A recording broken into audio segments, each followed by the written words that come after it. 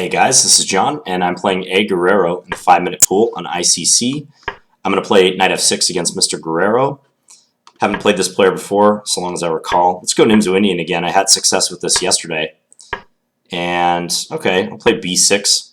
Knight f3 is a very flexible move. It's kind of a hybrid variation, so it works with a lot of approaches. I think h6 is probably a good option here. I'm expecting bishop h4. Now, I think I should take on c3 right now, because if I don't take on c3 right here, he might guard the c3 knight again, and I might not have that option. So, okay, how to play it now? d6 is probably indicated. Yeah, let's go d6. And he can't play e4 because I can play g5, and I'd be winning a pawn. So, yeah, f3 makes sense, preparing e4. I'll just go knight bd7. Maybe the knight would have been better off on c6, I'm not sure. But this is a typical way of playing this position. I think I'll go queen c7. Yeah, let's go queen c7, or queen e7 rather. My plan will be to play e5, more than likely, and then g5. And try to establish pawns on dark squares to restrict his dark square bishop. Standard move a4. I'm going to play a5 and stop him in his tracks. Don't want him to open the position up. So with rook b1, he might be menacing c5 at some point. So I should keep that in mind. I'm not going to be playing c5 myself. I'll play e5 as planned. The only thing about playing e5 is I weaken d5 and also f5, so he might sneak in like knight f1 to e3. I have to be heads up about that. Let's go g5 now. I'm expecting he'll play bishop f2. If bishop f2, I wonder if c5 is a more real threat, because he's added more emphasis to that. I'm thinking about knight h5. I'm thinking about bishop a6. I'm going to go knight h5 and try to put the knight on f4. Plays g3 to put a stop to that.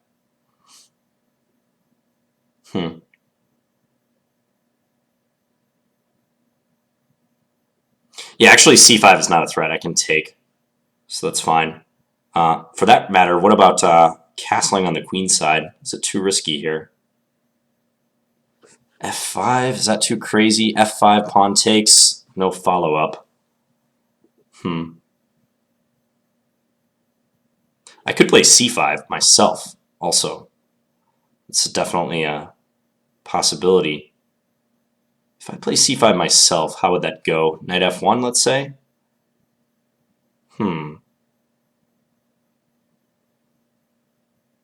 I think I'm going to go knight g7 and maybe open up options of f5 or h5. My knight wasn't doing anything on h5 anymore, so I'll be looking for pawn f5 or pawn h5. I still might go c5, I'm not sure. Yeah, so I want to take this way now. He goes d5, okay, that's interesting. So he's sacking a pawn, but he's going to try to get his knight to c4 next. It's an interesting way to handle it.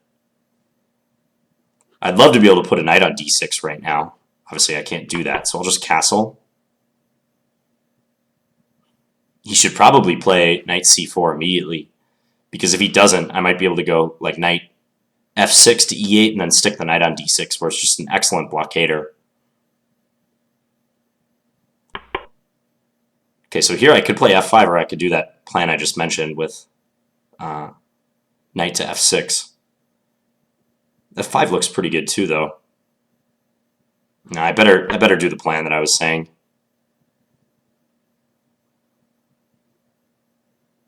Ooh, I wonder if knight c4, knight e8, d6 could still be played, though, because my pawn on b6 is weak at the end of that line.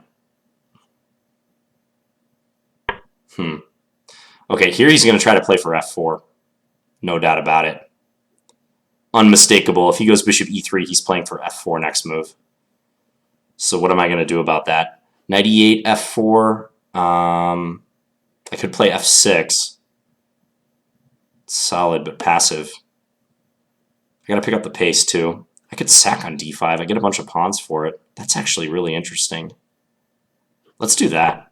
Okay, this is like a trend-breaking move. This is going to shake up the position quite a bit. But now I have 3 pawns for the piece, because I was up a pawn before I did this operation. And I'm attacking e3 and I'm attacking c3. So that's kind of what I like about this. Now I'm going to win his rook on b1, so I get plenty of material. Material-wise, this is great. However, his pieces can be somewhat active. Let's maybe jump this. I don't know if I care about the e5 pawn so much. I want to play for activity. I don't want to go f6. So I'm gonna put my knight on d4 next move if I'm allowed. The knight is the only piece that I'm really worried about, like, because that piece could come to e3 and like make its way into f5 or work with this queen to create mating threats. Otherwise, I'm liking my position because with so many pawns, that's not conducive to him having the bishop pair. His bishops don't have a lot of scope here. Maybe his light square bishop could be an issue because I have so many pawns on dark squares. But beyond that, looks good for me. Bishop d3 might be an option for him. I would seriously consider that move. If he goes bishop d3, I'll stick my knight on d4, though. My knight's bound for d4 on the next move in a lot of scenarios. Plays bishop f2. Yeah, knight d4. Attacking e2.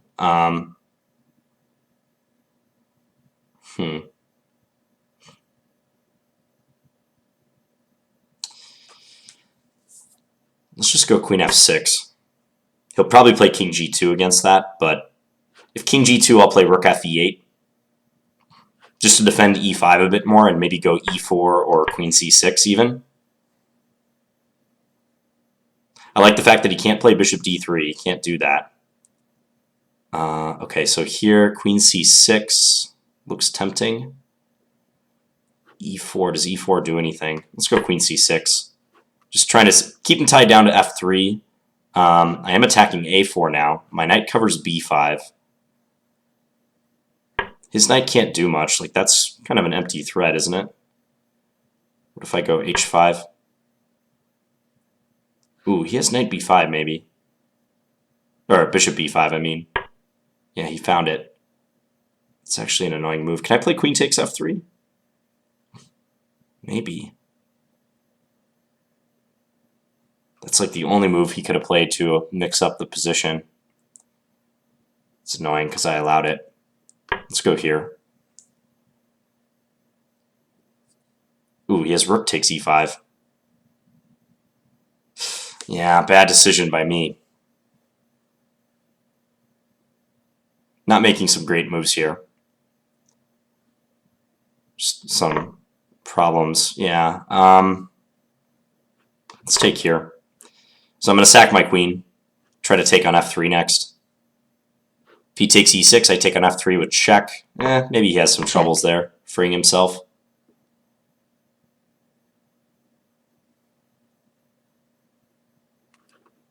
Wonder if he could play queen takes f3. Really, you're going to play that one? Okay. Gutsy call. Okay, well here, if he goes queen takes f3, I have g4.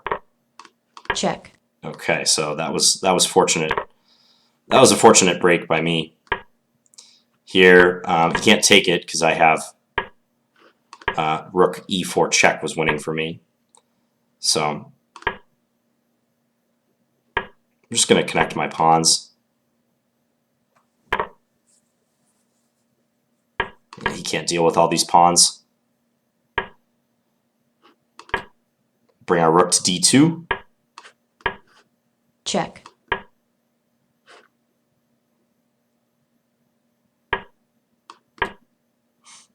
Yeah, this is over. Okay, well, I got lucky at the end there that he did not see g4 check. So he totally spaced on that move. Okay, well, let's take a look. You know, the Nimzo produces so many rich games, and this was one of them. This middle game was really interesting. So as I said, knight f3 is kind of a hybrid move. White stays flexible, and after b6, we reach a position that could be reached via a Queen's Indian move order as well. So if it had gone knight f3, b6, and then knight c3, bishop b4 is a good reply. So it's a kind of an amorphous setup.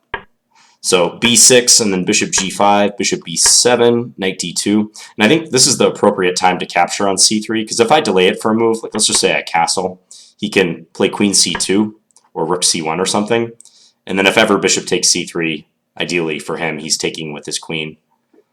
So I think if I'm going to saddle his structure, okay, so I threw in h6. So I'm going to saddle him with a weakened pawn structure. Now is the time to take on c3. And then d6. I think I probably should not have developed my knight through d7 so quickly. Maybe I should have kept open knight c6 as an option. So I went knight d7. When I first learned the Nimzo-Indian, like way back at the beginning of my chess career, I'm talking about like when I was basically a beginner, I saw a lot of examples where the knight comes to d7 rather than c6. So I think for some reason that is stuck in my head. And I always assume that in Nimzo positions, the queenside knight is going to d7, when in reality, many times it goes to c6. Because c6 is consistent with trying to attack the weak c4 pawn, so playing like knight a5 and then an eventual bishop a6. So I have to force myself to remember that. Queen e7, just a flexible move. a4, a5, rook b1. This is probably useful in that c5 will always be something I have to be concerned about with the undefended bishop. I played e5. So when I play e5, I do weaken f5 and d5, and I have to watch out for knight f1 to e3. Which, it would have been interesting for him to try right here. Let's just see what the computer likes in this position, but I wonder if knight here is a decent option. And if knight f4 just come here, and he's guarding g2 simultaneously, the engine seems to think he's better. I bet that the engine kind of overrates white's advantage a little bit in this position, because it likes the bishop pair and the space that white has. But black is so solid, and I've arranged all my pawns to compensate for the lack of a dark square bishop. So knight h5, g3. Yeah, maybe I should have castled queenside. And I had a feeling he wanted to go for c5, so that's why I didn't do that. And he did play c5, and I took, and then he went d5. It's an interesting pawn sacrifice.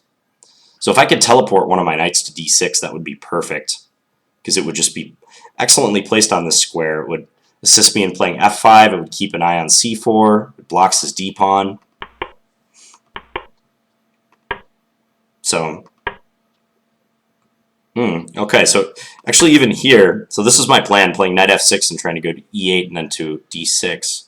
Oh, did I not realize that I could just use this knight if I wanted?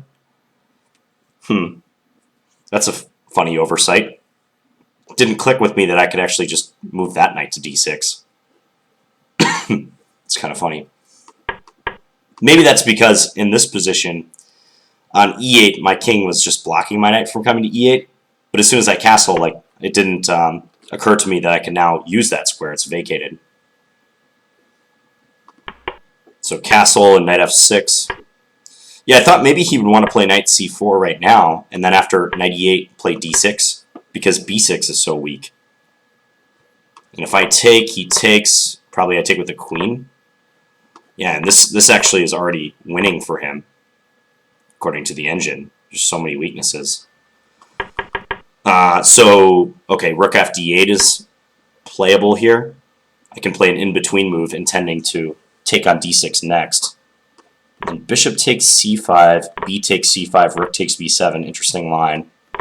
And black stays afloat, but that was something for him to consider at least. Knight c4 with the intention of trying to force through d6 before I get my knight in here settled. But he played bishop e3. Yeah, and it looks like this bishop takes d5 idea was good. Oh, and I did play it here. Okay, so I didn't waste time centralizing a rook. I'd forgotten that I actually did it here. Okay. Yeah, and this was good too because he's all geared up to start attacking me, and he's looking forward to ripping open my king side and gaining a lot of compensation for the pawn. And when you hit him with this move, it completely changes the trend of the game. Like now he has to figure out how to defend. And he made the right call, knight c4, just pitching the c3 pawn in the exchange and trying to go for piece compensation with his minor pieces, but objectively this should be very good for black. It looks like I played it okay too. Knight d4. Probably right around here I just started making some suboptimal moves. This is all fine. Queen c6 wasn't so good, huh? e4. I guess queen c6 is okay. h5, bishop b5. Okay, yeah.